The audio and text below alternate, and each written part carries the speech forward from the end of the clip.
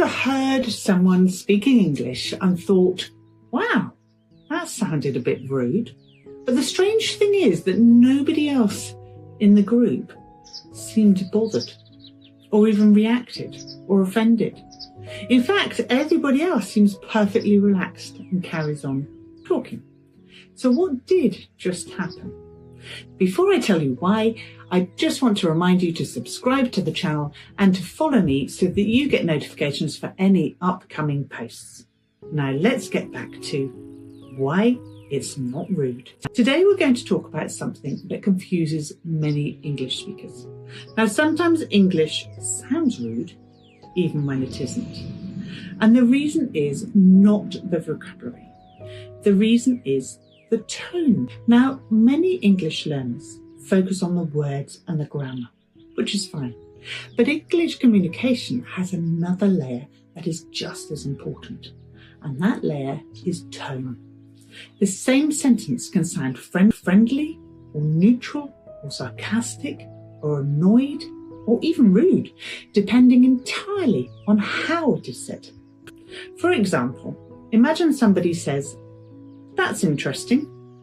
Now this could mean, I like that idea, but it could also mean, I completely disagree with you, or even, that's a terrible idea.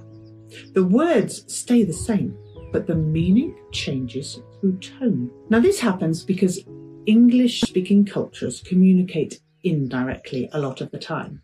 Instead of saying something directly like, "I don't like that idea," a native English speaker might soften the message and they might say something like, "I'm not sure that would work," or "That's an interesting idea." This allows people to disagree without sounding aggressive. But for a learner, this can be confusing because the literal meaning and the real meaning are not always the same. Another example, let's look at a common sentence like, "That's brave." On the surface, it sounds like a compliment, but depending on the tone, it might actually mean the opposite. It might mean, "Well, that's risky," or even, "That's probably a bad idea." Again, the words are simple, but the tone changes the meaning completely. Now, learners misunderstand this because most language courses teach English in a very logical system. Vocabulary, then grammar, then structure. But real communication is so much more complex. Native speakers constantly use tone, facial expression, context, and cultural habits to communicate meaning. And so if you only focus on the words, you may be missing the real message. The good news is that this skill develops naturally with exposure.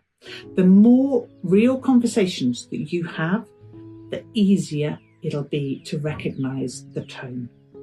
You start to pick up small signals like a pause or a smile or a change in voice, and suddenly you understand much more than just the words being spoken. And remember something important, even native speakers sometimes misunderstand the tone. And so if this feels confusing, that's completely normal. Understanding tone is a difficult part of learning the language, but it's the human side of the language. And once you start noticing it, English becomes far more interesting too. So in this series, we're exploring parts of the English language that you won't find in textbooks, or very rarely. Because real English is not just about vocabulary. It's about how real people actually communicate. Thanks for joining me. See you in the next one.